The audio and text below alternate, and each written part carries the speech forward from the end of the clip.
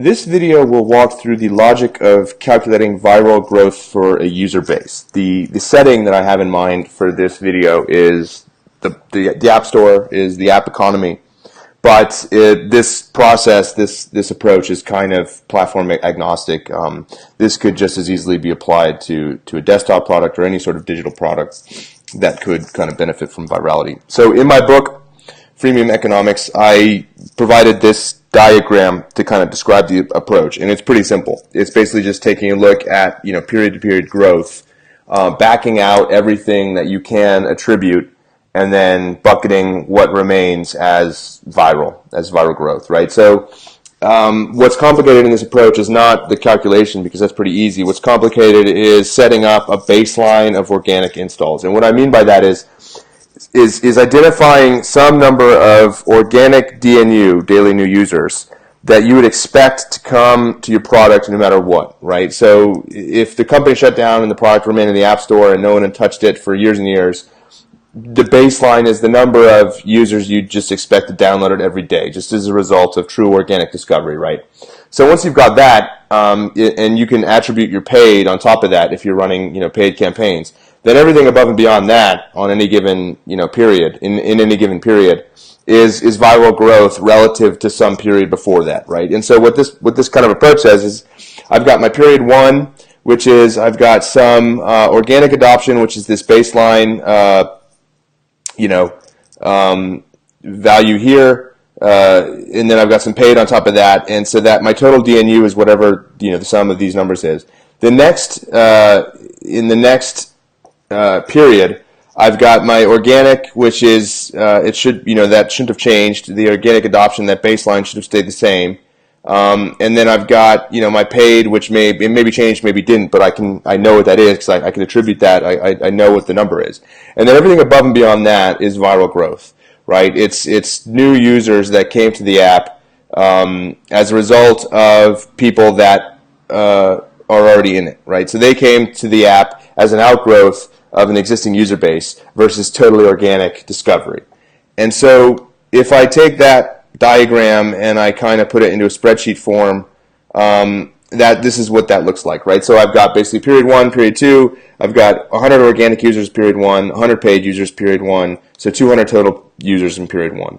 Now let's say period 2 comes around, and when I say period, I'm being kind of ambiguous on purpose, but let's say this is like a month later. I've got 200 organic users and 100 paid. Well, my baseline I know is 100. I know 100 users will come to my app no matter what.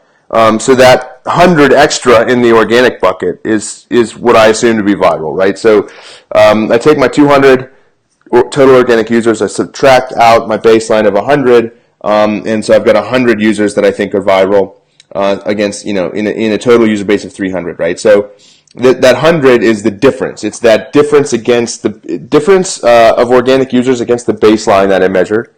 And then I say, okay, well, what does that represent as a proportion of period 1's total users? So it's half, right? 100 is half of 200. So I calculate my K factor to be 0.5. So every user I bring in, and when I discuss this in this video, I'm always talking within the context of DNU, new users. I'm not talking about the DAU. So every DNU I bring to my app, I know, or I calculate here, that they bring in half a user, right? Now, if this was 1, that'd be like true virality. That's like users begetting users. Every user brings in another user, another whole user, and the app sort of like the DNU doubles period to period, without any kind of input from the marketing team. It just grows. It doubles. Of its own sort of gravitational pull. But here, this isn't the case. It's 0.5. So that's a really simple example, and we can make it more complicated. So now let me expand upon this idea of the period. So the period could be days, weeks, months.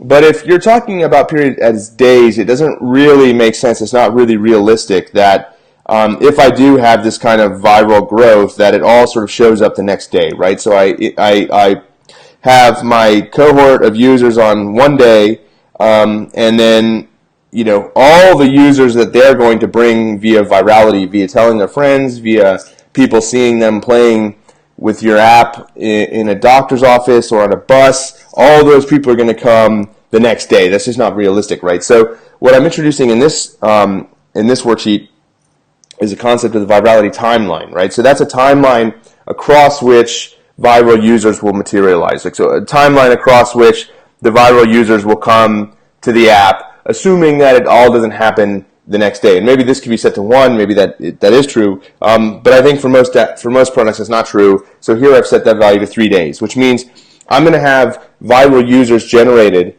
based on the DNU from day X, but those viral users will come over the next 3 days to the app, right? So the example here is it's the same as in the previous worksheet. I've got 200 total users on day 1. I know my K factor is 0.5, right? So this is going to generate 100 users.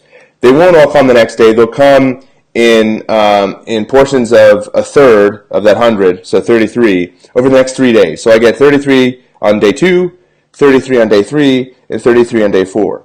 But you see that this number doesn't stay the same because I'm generating virality every day, and we'll get to that below.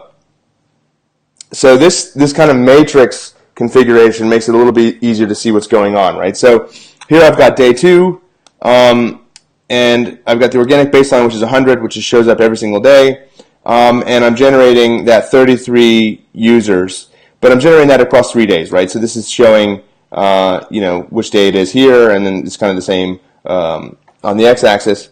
So I've generated, day 1 of that 33 users comes, then day 2 of that 33 users comes, and day 3 of that 33 users comes, and then on day 5 I'm done. I've got no more viral users from that cohort, right? But then on day 3 I'm getting the next cohort of viral users, right? So if we go here, see this increased to 233, the total users. So I calculate. So now my K factor is not being calculated against the 200 total users. It's being calculated against the 233 total users because the virality it compounds. So not only am I calculating virality against paid users and my organic baseline, but also on the new viral users that were introduced to the product, right? So now I've got 233 total users.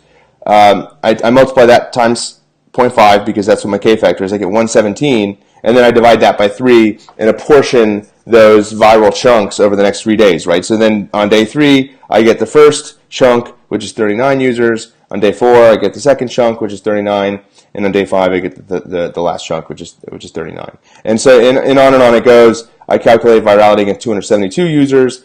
Half of that's 136. Divide that by 3, I get 45. This model only goes out to day 5, but if it went out to day 6, I'd get one more chunk. And then finally, I calculate virality on 318.